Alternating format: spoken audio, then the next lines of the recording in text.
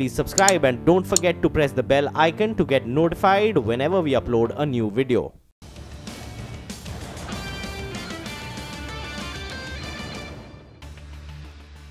All right, so it's the global trade war which has really made the markets so jittery this Friday afternoon today, Sonia. In fact, we woke up with a bad news, and that's what our markets are reacting to. Oh, absolutely. I mean, it doesn't seem like a Friday, right? There's so much gloom and doom across the board, and it doesn't look like this could be the end of the correction. I mean, as of now, we're still at the lowest point of trade, and of course, this sea of red across the globe as well. So, as they say, when it rains, it pours. We had our own domestic cues to reel under, and now global as well. Oh, down over 130 points on the Nifty. So while we haven't seen any accelerated selling pressure, there's been no recovery either. Anuj is here with us. Anuj, well, for now, at least the selling pressure has gotten arrested, but this doesn't mean that we're out of the woods, right? 2 points here. One is, on trend days, 1 to 130 is the period where you normally have a bit of a reversal. That's because there's some bit of profit taking. And 130 onwards, there's resumption of the trend. So I would want to see between 1 to 130 the kind of recovery that we have, Sonia. That's something to watch out for. The other point is, if you look at the Dow futures, they are showing some bit of recovery from the low point. Not a much, but about 30-40 points in last half an hour or so. So that would be something to keep an eye on. With that background, as I said, normally on trend days, that recovery is sold into. So 130 would be an interesting time to watch. The bank Nifty is the problem for the market. That continues to drag. Of course, the metals are the biggest losers, but metals don't count for much in the index, but banks do. Banks are, in fact, the highest weighted stock. So that's the problem. IT is doing well today, which is interesting, at least the large cap IT. So that's batting for the bulls. Let's see. For now, low of the day is sacrosanct. If low of the day is taken out post 130, you know what's coming. But if low of the day holds, and with the Dow futures also seeing a bit of a recovery, the jury is out on whether there could be some bit of recovery. But the texture of the market is feeble. That is now obvious to everyone. Okay, there was a big punch by the bears in the morning. Let's see how the second half shapes up. But for now, things not looking that good. But in case you were hiding under a rock and don't know what's going on in the market, the decision from the White House caused deep cuts on the Asian markets. All the markets closed sharply lower. Most of the steel stocks came under pressure as well. And the European markets are also set to open sharply lower on trade war fears that have escalated. However, US President Donald Trump has decided to exempt the European Union and 6 other countries, at least temporarily, from the steel and aluminum tariffs. Okay, so that's been the consensus view on the street, that the market perhaps is slightly, exaggerating the response, and maybe China could come to some sort of an agreement with the US on accommodating things henceforth. But we've also spoken to the top global voices on what they've made of this move. Let's listen into what they have to say. Well, we think that these measures are actually less aggressive than what we feared, and I think markets feared at that point of time a few days back. There has been a reversal of some of the measures which were taken earlier, so that's positive. Clearly, the levying of tariff on Chinese goods imports is negative, but it looks like to us, while they announced this statement, the U.S. administration official did also mention that we're in the middle of a big negotiation with China.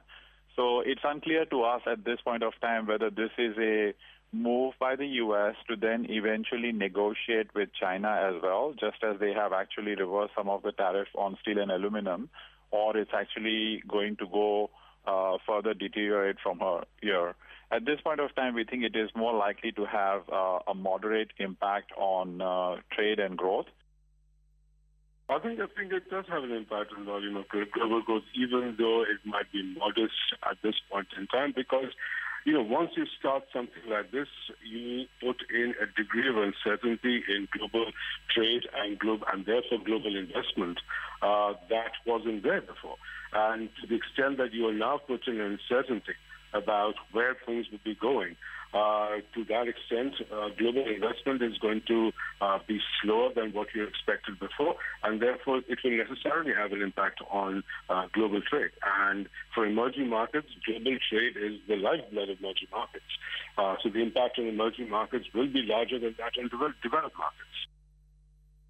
It does appear to me that it's a negotiating tactic ahead of negotiations with China, all aimed at extracting a better deal from China in terms of the treatment of US intellectual property. It's not in Donald Trump's interest to end up with a trade war, because a trade war would mean higher consumer prices in the US, big impact on US exporters like Jack Daniels and Harley-Davidson motorcycles, all of which would work against his base, his supporters in the upcoming midterm election. So I think he wants to extract a deal.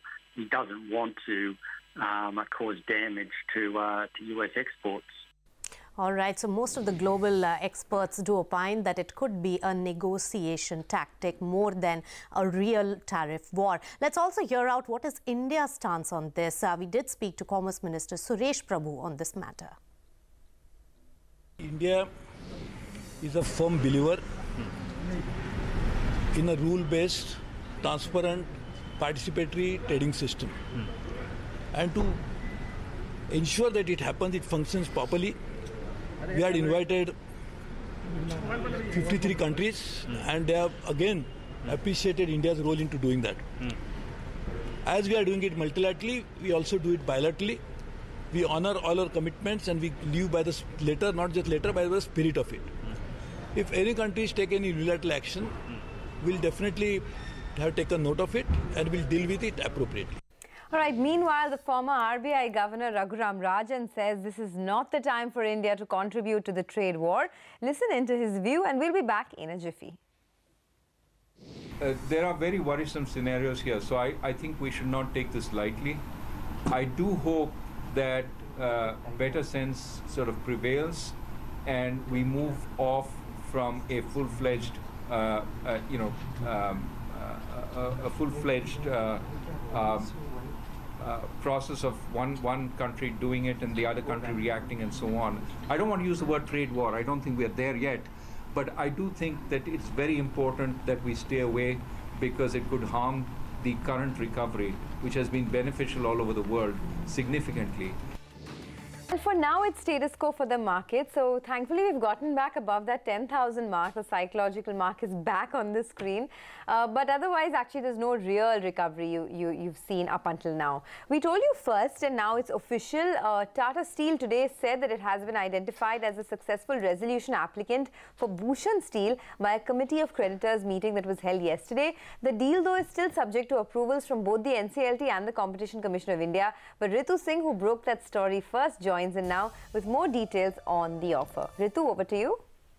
Well, that's right. Tata Steel today informed exchanges that it has been by the Committee of Creditors as the successful resolution applicant for acquiring Bhushan Steel. Now, remember, what is crucial is really how much haircut under this the banks will have to take. The financial creditors' claims admitted against Bhushan Steel so far are over 56,000 crore rupees.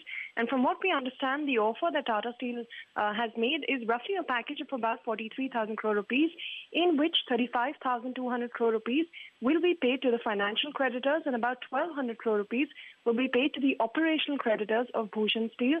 There will also be some capital infusion in the company, and the bankers will be given a 12% equity stake in Bhushan Steel, which could have some sort of an upside for the bankers to look forward to. So in total, about 77% of the outstanding principal debt will be taken over and taken care of with this offer that banks will have to take, and the haircut will be slightly over 20%. So all in all, a fairly decent offer for the banks. Now, of course, this will be presented to the NCLT for the final approval on this deal. All right, so that process will continue, but Tata Steel is going to buy Bhushan Steel. Thanks so much, Ritu, for all those details. Now, reports indicate that after PNB and SBI, now Union Bank of India has been hit by a fraud. And Rajkiran Rai, the group managing director as well as the CEO of Union Bank of India, says that the fraud was really declared in 2016, and with the interest overdue, the amount is about 1,400 crore rupees. Today, when we filed the case with the interest, it has come to nearly 1,400 crores, because you should understand the NPA of 2012, there will be a lot of interest, unapplied interest on this. And another thing is, this was declared as fraud in 2016 itself. And after that, the process of filing complaint was on. now this complaint is registered recently. I want to clarify, it's a fully provided account. Okay. Actually, there is 100% provision on this account, and it is not going to have any impact on our book. Whole slippage is going to come from the stressed book. Our total exposure was 12,466. So, and also we have made full provision required, like more than 50% provision in this account as of December itself. So we are not likely to take any further hit on this. Okay, so much scrutiny taking place as far as NPA accounts are concerned for banks. But by the way, the Dow futures have recovered, and I think that's the reason our markets are also attempting a slight bit of a recovery from the lows. 215-point recovery on the Dow futures. But moving on, let's get you some more market opinion. Manishi Ray Chaudhary, the Asian equity strategist at BNP Paribas, says the weakness in the markets that we've seen so far will continue in the near term. He says that India will also continue to be pressured by political uncertainty and the banking scams. Listen in. Impact on valuations on stock prices is likely to be more widespread, as we are seeing across the markets.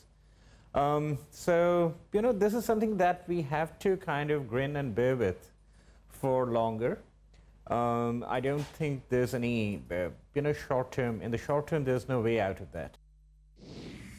If you look at India specifically, the bad news is actually on two fronts. First, the global bad news, which is of course impacting the entire region. Second, the local bad news, which in particular at this point of time concentrates around the banking sector, the non-performing assets which seem to be increasing, seem to be burgeoning every day, and also some degree of uncertainty on the political front, that's domestically. So we think that as far as India is concerned, in the near term, the volatility, the underperformance relative to Asia may not be over yet. It can continue for some more time. Target for the Sensex by the end of 2018 is actually slightly higher than that. It's 37,500. I would be worried about this, what's happening in the banking sector, because it could make the public sector banks as a whole a little more reluctant to lend, a little more cautious about lending.